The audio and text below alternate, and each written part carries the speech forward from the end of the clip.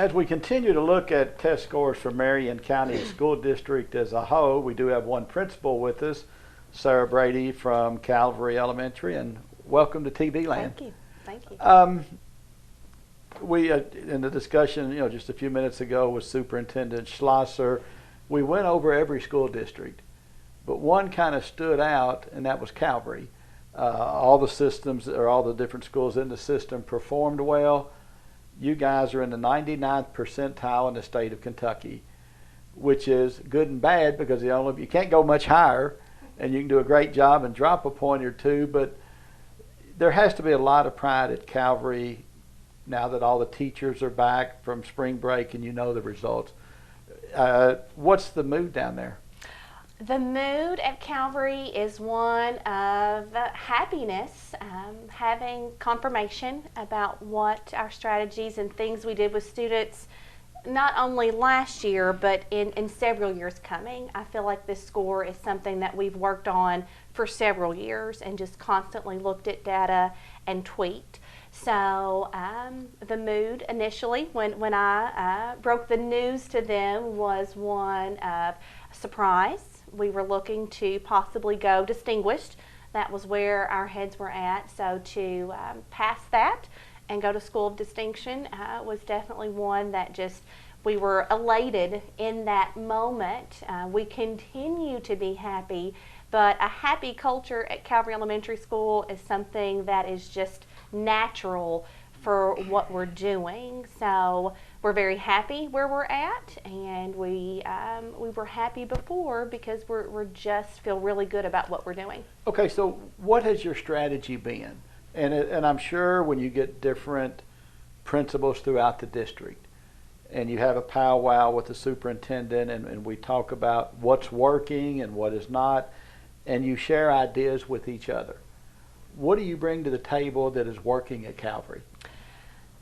Several things that I think are working at Calvary Elementary School is intentional, and that is intentional use of time and intentional use of people. The first thing that I think it starts with is getting the right people on your team. And that comes down to hiring and site-based decision-making kind of council decisions, with just hiring extremely capable people, people that just fit the team. And then outside of that, it's that day-to-day, what do you do with your time, capitalizing on that. My teachers are extremely intentional with their time, and I do a lot of monitoring of that and making sure that they've got the support they need. But we also do a lot of intentional use of support, whether that be a classroom instructional assistant or a program such as response to intervention. All of those things are very scheduled at Calvary Elementary School. So if I'm a classroom teacher and it's my reading time, there's other people's schedules that reflect they're coming in to help me with reading so that we can really meet students' needs and group them and do a good job with that. So it's a very intentional day at Calvary Elementary School. All right, and talking to Superintendent Schlosser, and I know the last time we spoke, it was about this is a good school system in which to work. Absolutely. And that there wasn't a lot of turnover from the last school year to this school year. Is that reflected at Calvary with your staff, that several of them have been there for many years, and so everyone is on the same page? Do you have much turnover at your school? We can. This past year we did not have very much turnover. The year before it was a little over 50% turnover. So it just depends on just different people's lives. We've had people just elect to be in other schools in our district, and people that want to work closer to home. When I hire people, I look for the best. That may mean pulling people from other counties that eventually want to seek out employment closer to home.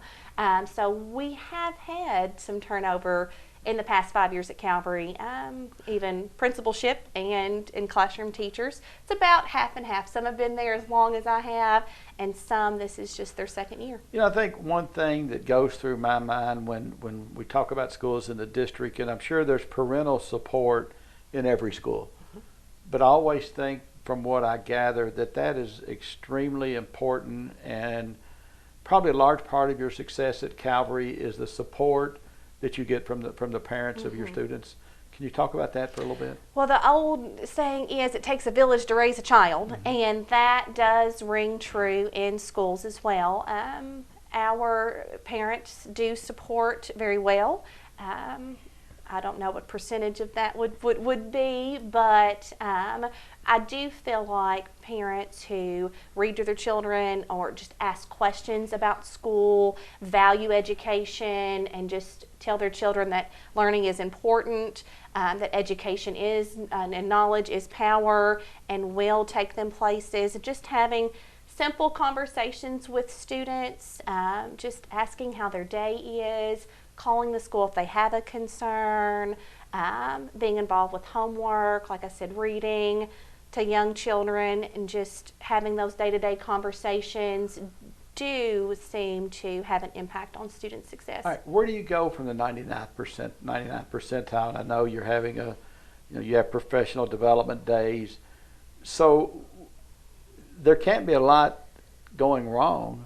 So when you look at where you need to improve, how do you focus? What are you looking for when you look at some of the mountain loads of paperwork that you got back just on Calvary? What do you look for, and then how will you use that information to move forward when you're in the 99th percentile? Well, and that's the top 3%. That's what it breaks. 25 out of 712 is the top 3%. So there's always 2%, and there's always 1%, and moving that up. As far as our conversations, we are looking at trends data at this point. What trend continues to show through as a positive impact in research-based strategies? We're looking at some areas that do need to be improved, specifically our subpopulation, known as kind of your gap population. All right, for us novices, let's go into that. Okay. That is, for Calvary Elementary, it's students who receive free and reduced lunch, but it just might be students with disabilities, male versus female, just different ways you can group kids. And for us, it is free and reduced lunch, and we're just looking for to increase our knowledge about how to reach kids that learn in a multitude of different ways. But something else that I think, as far as, it's hard to look at the 99th percentile. We looked at it and went, yay, ooh, that kind of feeling there. There is so much more that goes on, whether we drop to the 98th or 95 or we stay at the 99th. There's so much that goes on that indicates success. I think watching the middle schools grow would be an impact that the elementary schools I would want to see. Watching our graduation rate grow, watching our ATC scores grow, watching kids that are college and career ready.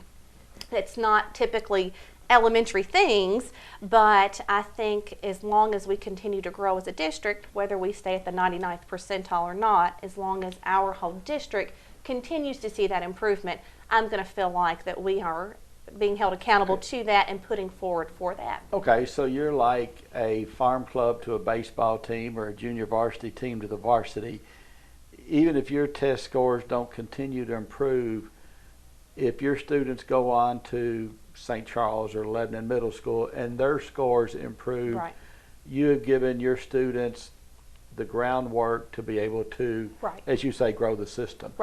So there's other things you're looking at. Our mission statement at Calvary Elementary School, our vision statement is finding our future, growing our leaders. I would love nothing more than to stay in that 99th percentile. And of course, that is our goal, is to continue to service our children where that so many are successful. But I really think you have to think more big picture. You have to think about these children, even though they're 5, you have to think about them as exiting high school, getting into the workforce, getting into college. What are they going to do with their life? How are they going to contribute to Marion County as adults or our nation as voters? Those are things that we think about in kindergarten. Well, there's no slogan, we're number 2, we try harder. So you're not resting on your laurels, you're still working on things then. Okay. All I can say is congratulations to you. I mean, that has to be great for you and and for everyone. And hopefully this time next year that we can sit in these chairs and plan talk to be back. again. Well, I hope to be, but hopefully with those test scores, everything will continue to be great. And congratulations to you and your staff once again. Thank you. Appreciate it. Great news from the Marion County school system. It means that, as Superintendent Schlosser said, your tax dollars are at work and doing well by the youth of this community. If you have any questions for anyone that you'd like to pass on, you can email those to info@channel6tv.com. For Channel 6 TV Community Focus, I'm Dennis George.